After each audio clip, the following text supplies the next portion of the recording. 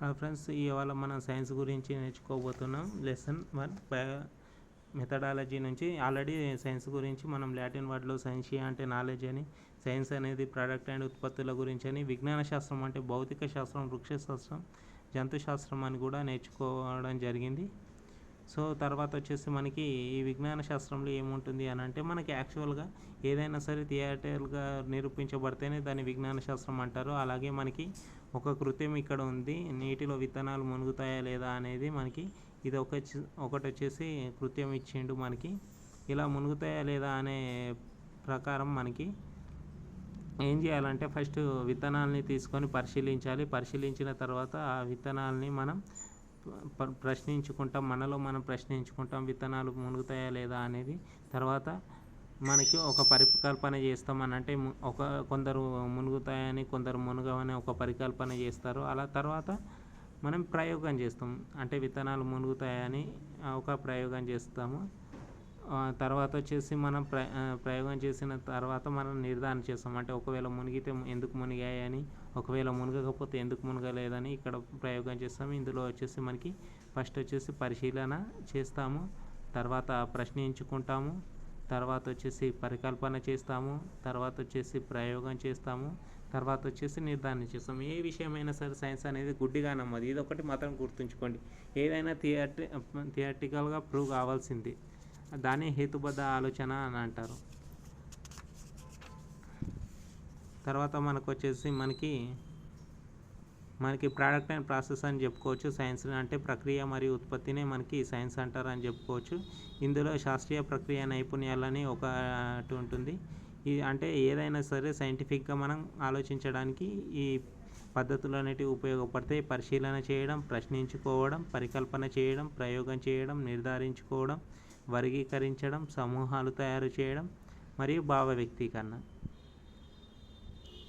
తర్వాత వచ్చేసి మనకి సత్యాన్వేషణ అని ఒకటి ఉంటుందండి. మనకు సైన్స్ని వివిధ రకాలుగా వర్గీకరిస్తారు కదా, అందులో సత్యాన్వేషణనే సైన్స్ అంటారు. అని అంటే మనం సత్యం గురించి అన్వేషించడాన్ని మనం సైన్స్ అని ఇక్కడ చెప్పుకోవచ్చు. అలాగే మనకి ప్రక్రియ ఉత్పత్తి, science is both product and process అని చెప్పుకోవచ్చు ఇంగ్లీష్లో. సో ఇది వచ్చేసి మనకి ఇది సైన్స్ అంటేనే చేయడం అని అంటే డూయింగ్ అన్ దాని ప్రకారం మనకి కొఠారి అనే శాస్త్రవేత్త మనకి సైన్స్ అంటేనే చేయడం అని చెప్పాడండి. సో మనకి సైన్స్ అంటేనే క్రమబద్ధమైన నాలెడ్జ్ అని, already systematic body of knowledge అని మనం లాంగ్ వీడియోలో తెలుసుకున్నాం. డే 1లో మనకి 90 డేస్ ప్రోగ్రాంలో చేసుకున్నాం. తర్వాత వచ్చేసి ఇక్కడ మనకి ఒక కృత్యం ఉంది, అది అంత ఇంపార్టెంట్ కాదు. తర్వాత వచ్చేసి నిర్వచనాలు ఉన్నాయి. ఈ నిర్వచనాలు అనేటివి మనం అకార్డింగ్ టు కొలంబియా డిక్షనరీ కానీ, జేబీ కానెంట్ కానీ, ఇలా ప్రతిదాన్ని మనము ఆల్రెడీ లాంగ్ వీడియోలో చెప్పుకున్నాం, కావాలంటే అది చూడండి ఇక్కడ అర్థం కాని వాళ్ళు.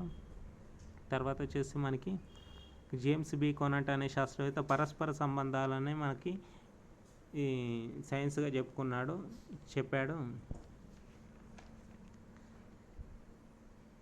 తర్వాత మనకి అకార్డింగ్ టు ఐన్స్టీన్ వచ్చేసి attempts to make the confusion అని అంటే, కన్ఫ్యూజన్ పోవడానికి మనకి ఎక్స్పీరియన్స్ రావడానికి, లాజికల్ సిస్టమ్స్ ఆఫ్ థాట్ రావడానికి మనకి సైన్స్ను ఉపయోగిస్తారని ఐన్స్టీన్ చెప్పాడు. అలాగే మనకి జేమ్స్ రాండీ అనే శాస్త్రవేత్త మనకి సైన్స్ అనేది మెరుగుపరిచే విధానం అని చెప్పుకున్నాడు. అని అంటే మన ఉన్న బుద్ధిని మనం మెరుగుపరచుకోవడాన్ని సైన్స్ అని చెప్పుకోవడం జరిగింది. తర్వాత వచ్చేసి డిక్షనరీస్ అది అవసరం లేదండి. తర్వాత మనకి అకార్డింగ్ టు ఫిషర్ వచ్చేసి మనకి సైన్స్ అనేది బాడీ ఆఫ్ నాలెడ్జ్ అంటారండి. అంటే సైన్స్ అనేది జ్ఞానంలో ఒక భాగం అని చెప్పుకోవచ్చు. సో ఇవన్నీ వచ్చేసి మనకి సైన్స్ యొక్క నిర్వచనాలు. ఇది లాంగ్ వీడియోలో మనకి ఫుల్గా నేను చెప్పాను, చూడండి. మనకి 90 డేస్లో ఉంటుంది, మనకి 90 డేస్ ప్రోగ్రాంలో ఉంటుంది. అందులో నోట్స్లో రాసింది అందులో చెప్పాను. ఇది వచ్చేసి మనకి తెలుగు అకాడమీ బుక్ నుంచి తీసుకొని చెప్తున్నాను. సో హెన్రీ పాయింకర్ వచ్చేసి మనకు చెప్పాడు కదండి, సిమెంట్ అనేది కాంక్రీట్ రాళ్ళతో ఎలా ఏర్పడుతుందో సైన్స్ అనేది కూడా అలాగే ఏర్పడుతుంది అనేది చెప్పాడు. తర్వాత వచ్చేసి మనకి ఇక్కడ కొన్ని శాస్త్రవేత్తలు నేమ్స్ ఇచ్చాడో దాన్ని బట్టి మనకి ఏ శాస్త్రవేత్త ఏది అనేది మీరు చూసుకొని చదువుకోండి. అలాగే నేచర్ ఆఫ్ సైన్స్ అని అంటే సైన్స్ అనేది స్వభావం అని అంటే సైన్స్ ఎలా ఉంటుంది, సైన్స్ యొక్క స్వభావం ఎలాంటిది అని అంటే సైన్స్ అనేది ఒక ప్రాసెస్. అలాగే మరియు ఉత్పత్తి. అలాగే సైన్స్ అనేది మనకి నాలెడ్జ్ ఉంటుంది, జ్ఞానాన్ని కలిగిస్తుంది మరియు మరి ఎక్కువ కాలం అనేది ఉంటుంది. అలాగే సైన్స్ అనేది ఒక లాజిక్ని కలిగి ఉంటుంది మరియు ఇన్వెస్టిగేషన్ని కలిగి ఉంటుంది. అలాగే మనకు సైన్స్ అనేది మనకి ఎంక్వైరీ అని అంటే ఒక ఎంక్వైరీ పద్ధతిలో మనం చేస్తామండి, అది గుర్తుంచుకోండి. సైన్స్ గురించి మనకి నేచర్ ఆఫ్ సైన్స్లో ఇవన్నీ వస్తాయి. సైన్స్ అనేది పిల్లల్లో కుతూహలం పెంచుతుంది. ఏ విధంగా కుతూహలం పెంచుతుంది అని అంటే ఒక అతిపత్తి మొక్కను తీసుకున్నాం అనుకోండి, ఆ తీసుకున్న తర్వాత ఏమవుతుంది అని అంటే పిల్లలకు చూపించినప్పుడు దాన్ని ముట్టినప్పుడు అది ముడుచుకుపోతుంది. అలాంటప్పుడు పిల్లవాడు ఏం చేస్తాడు అని అంటే అరే ఇది ఎలా ముడుచుకుపోయింది, మనం టచ్ చేయగానే ఎందుకు ముడుచుకుపోయింది అనే ఒక కుతూహలం ఏర్పడుతుంది. ఆ కుతూహలం ద్వారా దాని యొక్క క్యూరియాసిటీ లెవెల్ అనేది పిల్లల్లో అనేది మెరుగవుతుంది. అలాగే అన్వేషణాత్మక స్వభావం ఉంటుంది. అన్వేషణాత్మక స్వభావం అంటే కొంతమంది శాస్త్రజ్ఞులు సూక్ష్మజీవుల్ని కానీ వాటిని కానీ చంపడానికి కానీ ఏదైనా సరే తయారు చేయడానికి కానీ వాళ్ళలో వాళ్ళు ఇన్వెంట్ చేసుకుంటారు. ఇప్పుడు బల్బుని తయారు చేయడానికి ఎడిసన్ కానీ అలా ప్రతిదీ పట్టు వదలకుండా ఏదైనా సరే చేయడానికి అనేది సైన్స్ అనేది తోడ్పడుతుంది. తర్వాత సైన్స్ అనేది మార్పుకు లోనవుతుంది. ఎందుకనంటే ఇంతకుముందు వచ్చేసి భూకేంద్ర సిద్ధాంతం అని టాలమీ ప్రతిపాదిస్తే ఆ భూకేంద్రక సిద్ధాంతం తప్పని కోపర్నికస్ సూర్యకేంద్రక సిద్ధాంతం ప్రతిపాదించాడు. సో సైన్స్ అనేది ఎప్పటికప్పుడు మారుతూనే ఉంటుందండి, ఇది మాత్రం గుర్తుంచుకోండి.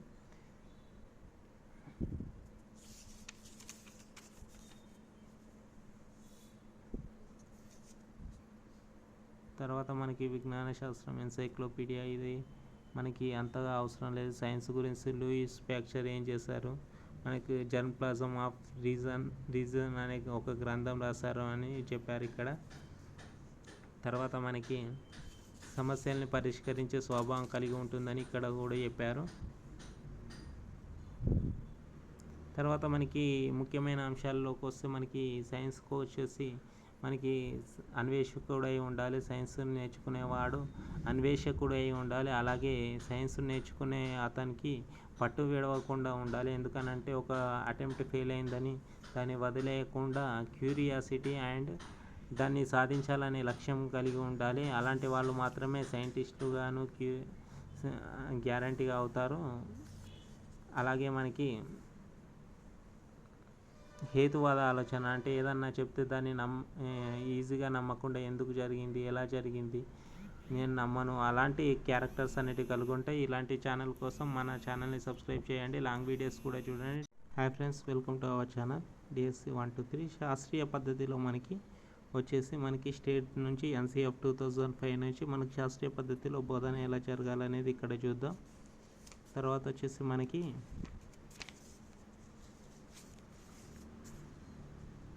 ఇక్కడ చూసుకున్నట్లయితే అలెగ్జాండర్ ఫ్లెమింగ్ గురించి మరియు ఎడ్వర్డ్ జెన్నర్ల గురించి కొద్దిగా ఇంట్రడక్షన్ ఇచ్చారు, ఇది నేను చెప్తాను. అలెగ్జాండర్ ఫ్లెమింగ్ ఏం చేశాడు అని అంటే యాక్చువల్గా అతను ప్రపంచ యుద్ధ కాలంలో అతను మనకి ఆర్మీ జనరల్గా పనిచేసేవాడు, అందులో డాక్టర్గా పనిచేసేవాడు. సో ఈ డాక్టర్గా పనిచేస్తున్న టైంలో ఏమైపోతుందంటే అందరికి గాయాలు అవ్వడం చూసి తాను ఏం చేశాడు అని అంటే ఒక ప్రయోగశాలలో తాను చేసుకున్న పెట్రీ డిష్లో ఒక బ్యాక్టీరియా పెరుగుతుందని చూశాడు. ఆ బ్యాక్టీరియా పెరుగుతున్నప్పుడు ఒక శిలీంధ్ర సమూహం ఉన్న దగ్గర మాత్రం ఆ బ్యాక్టీరియా అనేది ఎందుకు పెరగట్లేదని ఒకటి చూశాడు. అదేవిధంగా కొన్ని ఆ పెట్రీ డిష్లో జరుగుతున్న శిలీంధ్రాన్ని వేరు చేసి పరిశీలించగా అది పెన్సిలియం అని తెలుసుకున్నాడు. సో ఆ పెన్సిలియంని తీసుకొని అది బ్యాక్టీరియా ఉన్న దగ్గర తీసుకొని వస్తే అది పెరగట్లేదు. సో అంటే పెన్సిలియం ఉన్న దగ్గర మనకి బ్యాక్టీరియా అనేది పెరగట్లేదని అతను గుర్తించి మనకి అలెగ్జాండర్ ఫ్లెమింగ్ అనే శాస్త్రవేత్త మనకి పెన్సిలియం నోటేటం అనేదాన్ని కనుగొన్నాడు. పెన్సిలిన్ని కనుక్కున్నాడు, పెన్సిలియం నోటేటం అనే దాని ప్రకారం. అలాగే ఎడ్వర్డ్ జెన్నర్ అనే అతను వచ్చేసి మనకి మషూచి మరియు కౌపాక్స్ అనే దాని గురించి రెండింటికి ఇంటర్లింక్డ్గా ఉండే ఒక సబ్జెక్ట్ని తీసుకున్నాడు. ఇందులో వచ్చేసి మనకి మషూచి సోకిన వైద్యులు వచ్చేసి వాళ్ళకి ఏమొచ్చేసి కోపాక్స్ అనేది రావట్లేదు, మషూచి వచ్చిన వాళ్ళకి కోపాక్స్ అనేది రావట్లేదు. ఇది చూసిన మన ఎడ్వర్డ్ జెన్నర్కి వచ్చేసి ఒక ఆలోచన వచ్చింది, కోపాక్స్ వచ్చిన వాళ్ళకి మషూచి ఎందుకు రావట్లేదు, అనేది తన మైండ్లో అనేది అలాగే తిరిగింది. సో అదే క్రమంలో ఉన్న అతని మిత్రుడిని ఒక అతన్ని పిలిపించి ఏం చేశాడని అంటే వాళ్ళ యొక్క కొడుక్కి కౌపాక్స్ వచ్చింది. ఆ కౌపాక్స్ నుంచి ఒక వచ్చిన దాని నుంచి ఒక స్రవాన్ని తీసుకొని అతని యొక్క ఘాటు పెట్టి దాని లోపలికి మనకి దీన్ని కౌపాక్స్ అనేది పంపించాడు. ఇలా కౌపాక్స్ పంపించేసరికి అతను కౌపాక్స్ వచ్చింది. సో దీని నుంచి మనకి ఎడ్వర్డ్ జెన్నర్ అనే శాస్త్రవేత్త మనకి వ్యాక్సినేషన్ పితామహుడుగా పేర్కొన్నాడు. సో పెన్సిలిన్ ఆవిష్కరణలో అలెగ్జాండర్ ఫ్లెమింగ్ ఎలా కనుక్కున్నాడు, సో తర్వాత దశలో మనకి ఫ్లెమింగ్ కనుక్కున్న దాని ప్రకారం నోబెల్ బహుమతి వచ్చిందని చెప్పుకోవచ్చు. అలాగే శాస్త్రీయ పద్ధతిలో గల ముఖ్యమైన అంశాలు వచ్చేసి పరిశీలించడం, ప్రశ్నించుకోవడం, పరికల్పన చేయడం, పరికల్పనలు పరీక్షించడం. ఆల్రెడీ ఇంతకుముందు చెప్పుకున్నాము, ఇవే అవి మళ్ళీ వచ్చాయి. తర్వాత మనకి వచ్చేసి మనకి సాధారణంగా ఉండే సమస్యను గుర్తించడం, తర్వాత వచ్చేసి మనకి ప్రయోగ ఫలితాలు, తర్వాత మనకి బోధన ఉపయోగమాలతో పోల్చుకోవడం, ఇది ఇలా ప్రతిదీ వచ్చేసి మనకి తెలిసిందే. మనకి ఇంతకుముందే శాస్త్రీయ పద్ధతిలో కానీ ఎక్స్పెరిమెంట్ చేసేటప్పుడు కానీ వాడే సోపానాలే ఇవి అన్నీ. పరికల్పన రూపొందించడం కానీ, పరికల్పనలు పరీక్షించడం కానీ, ప్రయోగ ఫలితాన్ని నిర్ధారించుకోవడం కానీ, ముగింపు కానీ, నివేదికను రూపొందించడం కానీ, ఇవన్నీ మనకి ఇంతకుముందు చెప్పుకున్న టాపిక్స్. ఇంతకుముందు వచ్చినాయి, రిపీట్ అవుతుంటాయండి. మెథడాలజీలో అంటే అది రిపీట్ అవుతుంది అంతే. సో ప్రయోగ ఫలితాలు అనేటివి ఎలా పనిచేస్తున్నాయి, దాని యొక్క థియరీ ఎలా కనుక్కుంటారు అనేది మనకి విజ్ఞాన శాస్త్రం ఎలా పనిచేస్తుంది అనే దాని మీద ఆధారపడి ఉంటుంది. సో ఇది వచ్చేసి మనకి విజ్ఞాన శాస్త్రం ఎలా పనిచేస్తుంది అనేది. తర్వాత మనకి పిల్లలు సైన్స్ ఎలా చేసుకుంటారంటే సత్యాన్వేషణ సైన్స్ అని, ప్రోడక్ట్ అండ్ ఉత్పత్తి సైన్స్ అని, మన ప్రవర్తన మార్పు అనేది పిల్లల యొక్క వికాసమే సైన్స్ అని మనం ఆల్రెడీ చెప్పుకున్నాం కదా.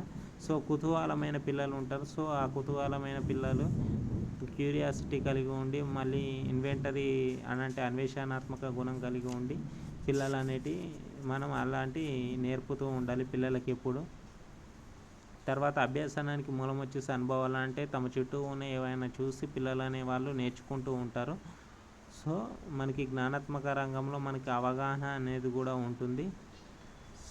తర్వాత వచ్చేసి మనకి అభ్యాసన అనుభవాల ద్వారా వచ్చే మార్పునే, శాశ్వతమైన మార్పునే మనం సైన్స్గా చెప్పుకోవచ్చు. తర్వాత వచ్చేసి ఇక్కడ ఉన్నట్టు మనకి అభ్యాసనం లేదా ప్రవర్తన మార్పు, అనుభవాలు, ప్రతిచర్యలు అనేది మనకి ఇక్కడ ఉంది. అనుభవాల ద్వారా అభ్యాసం ఏర్పడుతుంది, ప్రతిచర్యలు అనుభవాలకు ఏర్పడతాయి. మన ఛానల్ని ఎవరైనా సబ్స్క్రైబ్ చేయకపోతే సబ్స్క్రైబ్ చేయండి. లాంగ్ వీడియో కూడా ఉంది మనకి 90 డేస్లో. అందులో వేరే షార్ట్ నోట్స్ అనేటివి రాసి ఉన్నాము ఇదే సైన్స్ గురించి. ఇది long video text book. Hi friends, welcome to our channel DSC 123. శాస్త్రీయ పద్ధతిలో మనకి స్టేట్ నుంచి NCF 2005 నుంచి మనకి శాస్త్రీయ పద్ధతిలో బోధన ఎలా జరగాలనేది ఇక్కడ చూద్దాం. తర్వాత వచ్చేసి మనకి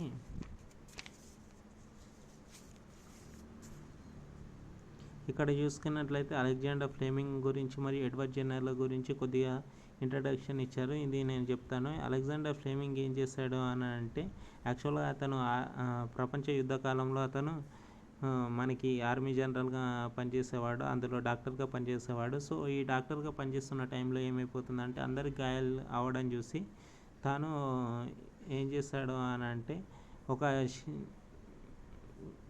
ప్రయోగశాలలో తాను చేసుకున్న పెట్రీ డిష్లో ఒక బ్యాక్టీరియా పెరుగుతుందని చూశాడు. ఆ బ్యాక్టీరియా పెరుగుతున్నప్పుడు ఒక శిలీంధ్ర సమూహం ఉన్న దగ్గర మాత్రం ఆ బ్యాక్టీరియా అనేది ఎందుకు పెరగట్లేదని ఒకటి చూశాడు. అదేవిధంగా ఆ పెట్రీ డిష్లో జరుగుతున్న శిలీంధ్రాన్ని వేరు చేసి పరిశీలించగా అది పెన్సిలియం అని తెలుసుకున్నాడు. సో ఆ పెన్సిలియంని తీసుకొని అది బ్యాక్టీరియా ఉన్న దగ్గర తీసుకొని వస్తే అది పెరగట్లేదు. సో అంటే పెన్సిలియం ఉన్న దగ్గర మనకి బ్యాక్టీరియా అనేది పెరగట్లేదని అతను గుర్తించి మనకి అలెగ్జాండర్ ఫ్లెమింగ్ అనే శాస్త్రవేత్త మనకి పెన్సిలియం నొటేటం అనేదాన్ని కనుగొన్నాడు.